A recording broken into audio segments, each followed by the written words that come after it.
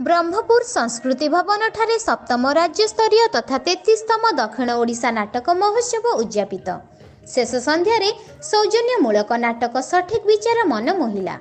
ब्रह्मपुर गंजाम जिला मंच कलाकार सम्मेलन तरफरु ओडिशा सरकारक ओडिया भाषा साहित्य और संस्कृति विभाग सहयोग गत 6 तारिखर आरंभ होइतिबा सप्तम राज्यस्तरीय तथा 33तम दक्षिण ओडिशा नाटक महोत्सव मंगलवार दिन उद्यापित हो जाइछि। ब्रह्मपुर हिलपाटना स्थित विजु पट्टनायक संस्कृति भवन में आयोजित एही महोत्सवर शेष संध्यारे अनुष्ठानर सभापति के बलराम दास सभापतित्व करिथिबा बेले उद्यापनी संध्यारे मुख्य अतिथि भावे ब्रह्मपुर विश्वविद्यालय अवसरप्राप्त प्रोफेसर डॉक्टर ई राजराव, मुख्य वक्ता भावे नाट्य गवेषक डॉक्टर बायामनु चर्ची, सम्मानित अतिथि भावे पूर्वतन कॉर्पोरेटर जगन्नाथ साबत, सुसंगठक सुरेंद्र जेना, पर्यटन भारतर साधारण संपादक नारायण महाकुड, गौरी बिसोई, अनुष्ठानर साधारण संपादक रमेश महाराणा, आवाहक भवानी शंकर मिश्र, कार्यकारी सभापति विचित्रानंद बेबर्ता, उपसभानेत्री किरण बाला मिश्र प्रमुख मंचरे उपस्थित थिले। सीमांचल बेहरा अतिथि आवाहन और परिचय प्रदान करिथिबा बेले कैलाश पाणिग्राही धन्यवाद अर्पण करिथिले।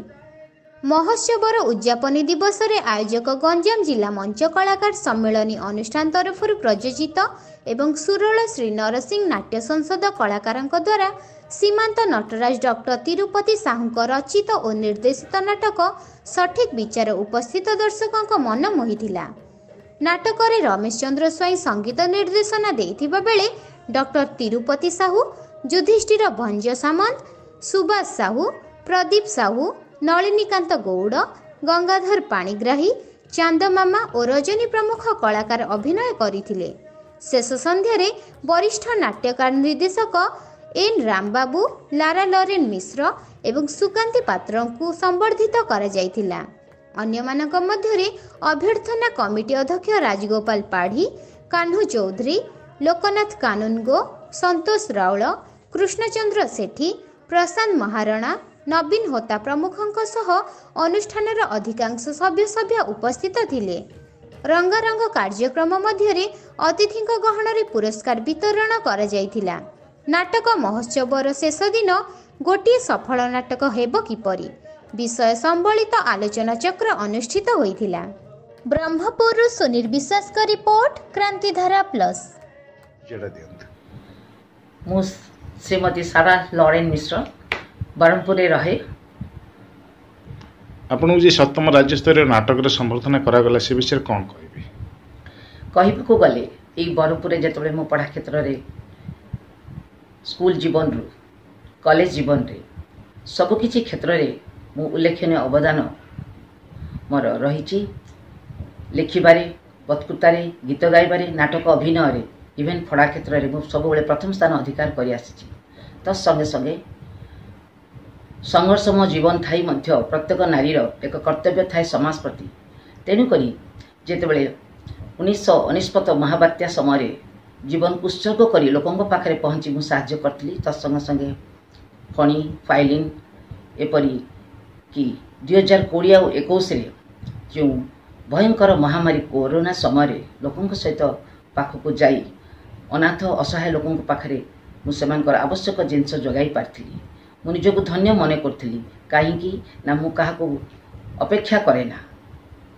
यही भितर 2019 रे मध्य नाटक क्षेत्र में जिते मु मंच सहित मु जड़ित थी भुवनेश्वर रवींद्र मंडप ठारे तेजस्विनी नाटक प्रदर्शन करी मु पुरस्कृत होईछि। कलेक्टर महोदय आपण माने कोन सर्टिफिकेट सब पुरस्कार पाइथिले बोधे? हाँ, 2022 रे आमर मंत्री जे शिशु कल्याण मंत्री टुकुनी साहू एवं कलेक्टर मते उपाधि देइछंती, पुरस्कृत करिछंती विशिष्ट समाजसेवी भावे। एथिपई मु तांको पाखरे कृतज्ञता ज्ञापन करछि। जनसाधारण पई कोन उपदेश रहिछि? मु प्रत्येक ब्रह्मपुर निवासी जनता को कहे आमे आसीछु किछिटा करी उत्तम कर्म करी चली जिबा। एणु करी निस्वार्थपर सेवा समस्त लक्ष्य रहबा आवश्यकता। भगवान से पाखरे थांती जो माने कि आज असहाय और दरिद्र एणुकरी आम आसी एका जीवा एका किंतु निजर कर्म को आम प्रकाश करवा एतिकी मु समस्त पाखरे मु निवेदन करुछि। धन्यवाद। गंजाम जिला मंच कलाकार सम्मेलन बहुत भल थिला।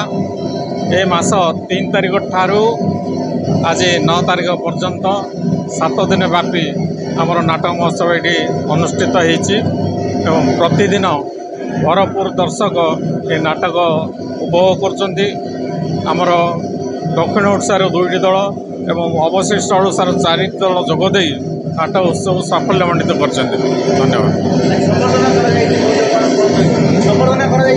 यही नाटक उत्सव भितर आम प्राय 10-12 जन महिला शिशु पुरुष एमती विभिन्न क्षेत्र में जो मैंने ना कर संबर्धित कर। मोर 33 वर्षर अभिज्ञता भितर मु देखिली ए वर्ष नाटक पूरा सफल होइछि एवं आपण मान सब सहाय्य करछन सेतमे आपण धन्यवाद। बहुत खुशी लगुच। आज ब्रह्मपुर मु मोर कैरियर आरंभ करी। आज यात्रा जगत में भी सबुठी मत जानती जहाँ घर ब्रह्मपुर। दक्षिण ओडिशा एक कलात्मक देश राज्य माने दक्षिण ओडिशा रे कला भरी रही, लोकनाटक भरी रही, भारतला भरी रही, रजानाट भरी रही। तेणु मुझे कहबी दक्षिण ओडिशा नाटक बंची रहू, कला बंची रहू, मंच बंची रहू। एमती राज्यस्तरीय दक्षिण ओडिशा नाटक महोत्सव एमती नंदीघोष रथ चली था। मोर विशेषकर प्रेस भाई मानू मोर अशेष धन्यवाद। आपण मैंने आज दक्षिण ओडिशा नाटक महोत्सव को माने गणमाध्यम स्तर में पहुँचाई पार्टी मानस पंडार आपण को मथानत प्रणाम। मो ना हूँ बलराम दास।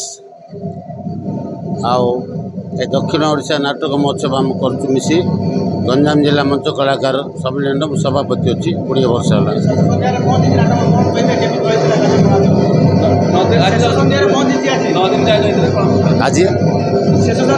आज पहुँची शेष दिन में 16 गोटे माने संपूर्ण नाटक होता जोटा कि प्रतियोगितामूलक नुह से भल वार्ता दि जाता देश को जो मैंने देश में अत्याचार व्यभिचार माने दर्शन कर निज बापा ही विष दे मार पूरा माने आज हाल रे जगह नाला बसिक सब लोग देखुले आप जानते हाल प्रेक्षालय पूरा पूर्ण संपूर्ण भाव पूर्ण।